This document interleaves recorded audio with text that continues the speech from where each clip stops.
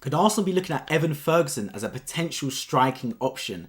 Yes, people, welcome back to another Arsenal transfer news video. As always, if you do not want to miss daily Arsenal transfer news vids, this is the place for you. You have to subscribe down below on my road to 4,000 subscribers, and importantly, hit the bell notification button so you never miss a future video on this channel. And please do let me know your thoughts in the comment section regarding Evan Ferguson to Arsenal. I'd absolutely love to hear it. Let's get straight into the tweet brought today by Dobbo stating this. More on this. Do you understand that as of now, Evan Ferguson is top of the list of Arsenal's number 9 targets for next summer? So not this season, next summer. Club have been majorly impressed with him and will continue scouting him next season. Would likely cost around £100 million next summer, potentially more. So those who don't know, Evan Ferguson is a striker for Brighton and he's absolutely fantastic. Republic of Ireland international, and he completely burst into the scene last season. He actually scored against us in the game we won 4-2. I believe it was January, or it might even been the last day of like 2022 or something. Scored a brilliant goal in that time. He muscled out Saliba to score it, and he's just gone leaps and bounds on the Brighton side and the Republic of Ireland national team. He's a complete striker in that sense. Now, he's still young. He's not the finished article, not by any stretch of the imagination. But the raw fundamentals he's got is looking good. Like, he's strong as an ox, can win you headers, can link up play, can run in behind. He's looking like a decent striker, can finish as well. And in that Brighton team, he's done absolutely fantastic. Now, I've been one that's been a massive fan of what Roberto De Zerbi's done at Brighton. One of his biggest plaudits has come from me, in the sense that I love the way he plays football.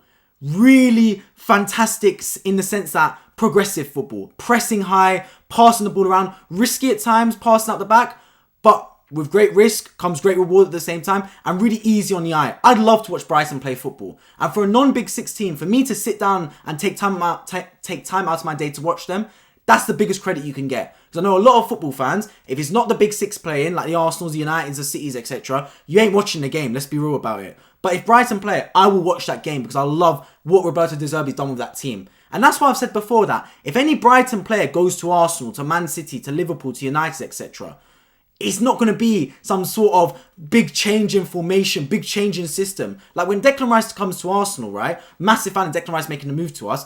He's got to change a lot. He's already said that. He has to completely rethink how to play football again. Because he's so used to playing in West Ham, a style that is very defensive oriented. Very much a case of defend first and attack. Not much possession. It's now come to Arsenal that's very possession oriented. And we want to imprint our style on the opposition.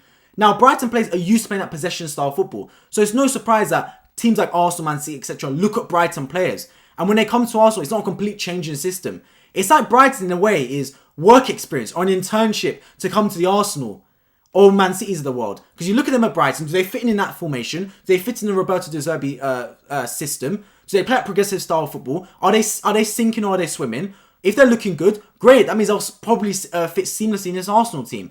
That's what I'm looking at. Now, as said, Evan Ferguson will cost a lot of money. And I'm not surprised by this. Here's the thing. It's not worth buying him this summer because it'll cost a lot anyway. And it's a big risk. I like the approach Arsenal are taking with this. Wait one more summer and see how he develops. If he goes on leaps and bounds as we expect and kicks on and has a brilliant second season, then you're sitting there thinking, ooh, okay, now this guy could be genuinely considered one of the best strikers about at his young age. Like one of the best young strikers. Or he might not have the season you expect. He might not kick on as much and you think, okay, maybe we don't go for him. Maybe let him develop a bit more at Brighton. So I like the approach Arsenal are taking. Either way, it seems as though next season, next summer, Arsenal will be going big for a strike, and I like that approach. Because there's players going to be available there. And Ivan Toney, for example, I've said before, will be a brilliant option. Victor Osimhen could be available if he doesn't leave this summer with Napoli. I don't expect him to go, definitely if not this summer, next summer. So the strikers are available. United just signed Rasmus Højlund for like 70 million. So this is the thing with strikers, right? It's not a position you can skimp on.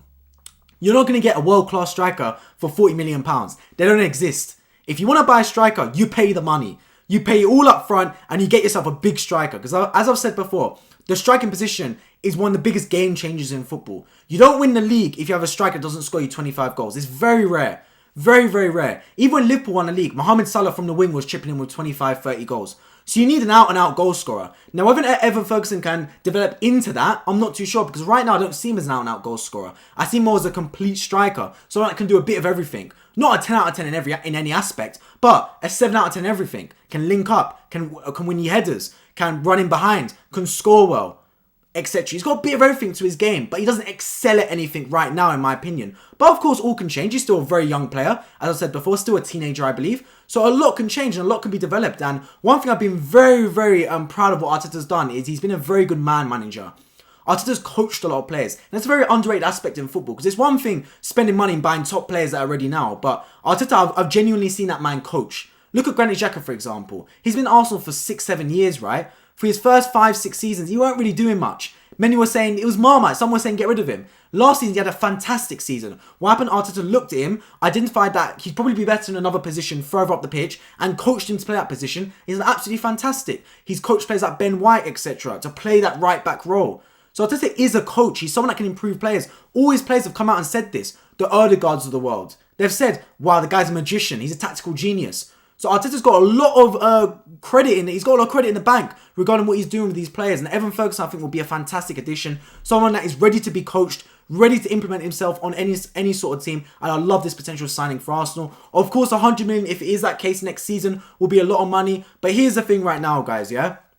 Who knows what happens next season? Genuinely, who knows? Because, and that could be who knows for Brighton in terms of what happens with Evan Ferguson, etc. But also for Arsenal. Like, we finished second last year. I've got Champions League football.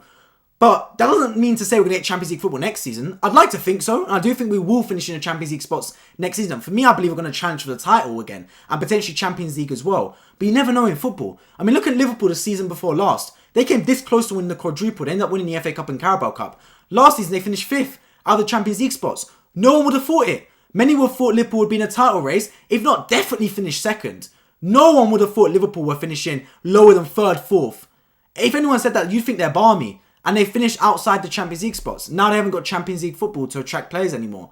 So anything can happen. We could finish at the Champions League spots next season. We know Man City will always be there. United are pushing on. Liverpool might get better and bounce back. Who knows what happens with Newcastle? Chelsea are a bit of a wild card as well. So you never know in football what can happen, man. So for Arsenal Football Club, it's a risky strategy waiting until next summer to sign a top striker, especially given that strikers want to come to top clubs that are in the Champions League. But at the same time, I understand it. Because I'd rather us wait a season and sign a top striker next season for like £100 million than sign a striker this season for like 50 million and penny pinch. That's just my personal opinion on it. The striking position is not a position you can penny pinch on. I'd rather this summer, if we're going to sign any more players, sign David Raya if you want as a backup goalkeeper, and maybe getting a backup right winger or centre mid like a Kudus or Elise, for example. That I'd be fine with. And then in the January or in the summer, spend it on a top quality striker. That's what I'd like to see happen. But overall, I'm liking what Arsenal are doing so far. I'm liking the players that we're potentially targeting next summer. Let's see what happens, man. As always, let me know your thoughts in the comment section regarding Evan Ferguson's potential move to Arsenal.